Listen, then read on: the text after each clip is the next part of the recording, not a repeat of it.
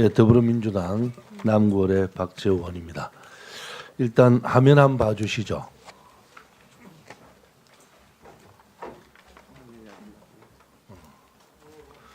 자, 한번 보시죠. 이게가 이 공항 현상을 한번 보이죠. 이게 보통 일이 아닙니다.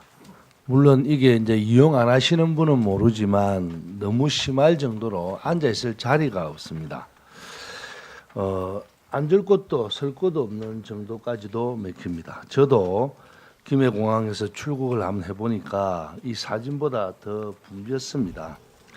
국토부가 의원실에 제출한 김해공항 국제선 혼잡 완화 세부 계획을 보면 세 가지 계획안이 나와 있는데요. 장관님 보시기에 이 국토부가 마련한 혼잡 완화 방안이 실제로 효과가 있을 것으로 봅니까?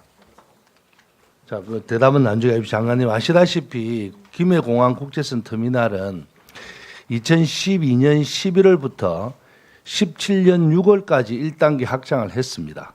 이제 김해공항 국제선 청사의 면적이 15,600평에서 22,000평으로 확대되었습니다. 연간 수용 능력도 464만에서 630만으로 늘어났는데요. 지난해 김해공항 국제선 여객이 920만 명입니다. 그래서 300만 명 가까이 초과를 해버렸죠. 그래서 지금 김해공항은 국토부의 수요 예측을 3년이나 지나가고 있는 실적입니다. 그러면 과연 1차 계획안은 누가 계획을 했는지 또 이 계획을 했을 때 어떤 입장에서 계획을 했는지가 의심스럽고요. 이렇게 하다 보니까 이렇게 혼잡 상태인데 이거를 2단계 확장 공사를 조속히 시행해야 된다고 생각하는데 장관님 견해가 어떻습니까? 네, 의원님께서 지적하신 대로 저 1단계 확장이 수요에 비해서 매우 적게 이루어지지 않았나 이렇게 생각을 합니다. 예, 장관님 본 의원이 김해공항 국제선 터미널 1단계 확장 사업이 수요 예측 측면에서 심각하게 실패했다고 생각하거든요. 최근에 제주공항 시설 운영 개선 방안 수립 연구 용역이 설거머니 공개되었습니다. 이 제주공항 용역 속에 김해공항 터미널 용량 증대 연구가 한 10% 정도의 분량으로 담겨 있지요. 이 보고 받으셨습니까? 이 내용을 보면요 아주 충격적입니다. 김해공항 국제선 입국장에 있는 캐로셀이라고 있죠. 뭐 수화물 나오는 그 입국 승객들이 입국 심사를 마치고 수화물을 찾는 컨테이너 벨트에 2개 정설을 해서 현재 5개가 운영 중인데요. 이것으로서는 도저히 불가능하다는 겁니다. 그래서 이 용역 수립 계획에서 이렇게 화면에 써 있습니다. 한번 보십시오.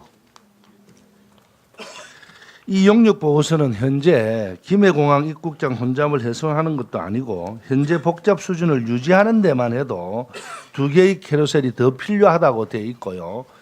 혼잡 해소를 위해서는 최소한 4개 이상이 더 필요하다고 전문가들은 보고 있습니다.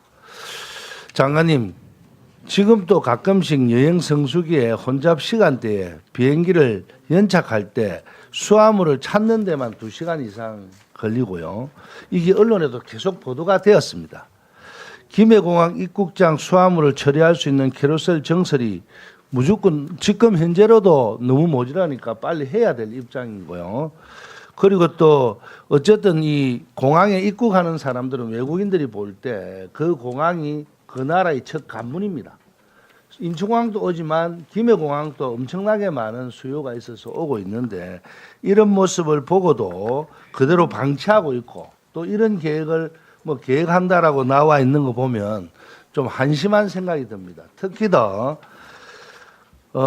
결정하는 이 국제선 터미널 처리 용역을 결정하는 체크인 카운터도 이 연구 용역에서는 최소한 98개가 필요하다고 예측했는데요.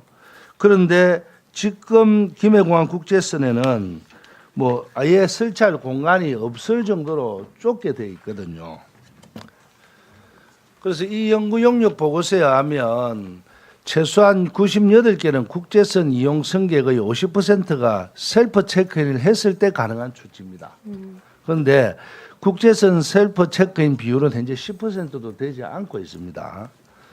그리고 이 정설 문제뿐만 아니라 최근에 이 안에 이제 좀 그 시설 재배치를 해서 하겠다 해놓고는 뭘 했느냐 하면요.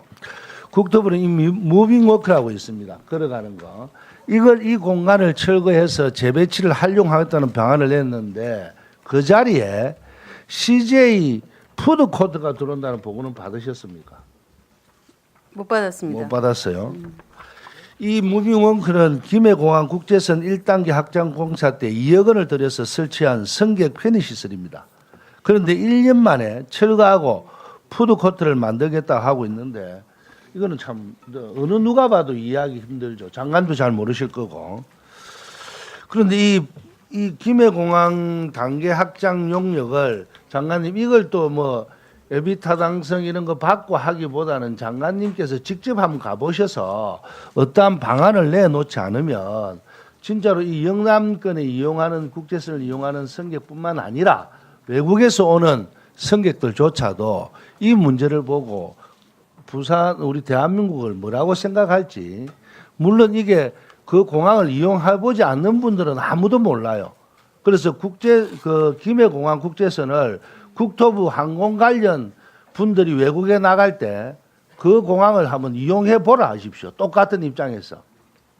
저도 똑같은 일반 여권으로 이용할 때 너무나 불편할 정도가 아니고요. 이거는 무슨 시골의 도떼기 시장에 완 그런 기분입니다.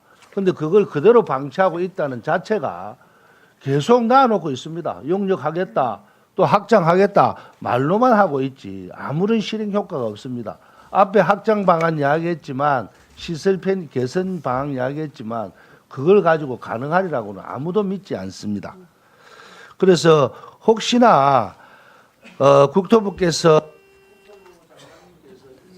심각하게 고려하셔서 저 신공항이 건설되면 매몰 비용 때문에 그렇다 이런 이야기 하지 마시고 한번 와셔서 한번 보시고 직접 해결 방안을 연구를 해주시면 고맙겠습니다. 답변 한번 해주세요. 예, 뭐 그 현장에 가서 보는 거는 뭐 언제든지 제가 뭐 할 수 있다는 말씀을 드리고요. 의원님들도 너무 잘 아시다시피 이 문제를 해결하기 위해서는 또 2단계 지금 그 공사를 해야 됩니다. 그런데 2단계 공사하는 거하고 김해 신공항 건설하는 거하고 거의 시기적으로 겹치는 상태가 되기 때문에 그런 의미에서도 저희들 신공항이 좀 빨리 되어야 되지 않냐 이런 생각이 들고 일단 그 사이에는 동선이라든가 이런 것들을 좀 조정을 하고 내부 구조 개편을 통해서 조금이라도 공간 부족 문제를 해결하는데 방안을 마련해 보도록 하겠습니다. 가까운 시일에 한번 가겠습니다. 한번 가셔서 장관님 그걸 그런 식으로 2단계 확장까지 기다린다 하지 마시고 네네. 특별 방안을 한번 네네 가보겠습니다. 예. 네, 수고하셨습니다. 다음은 존경하는 박완수 의원님 질의해 주시기 바랍니다.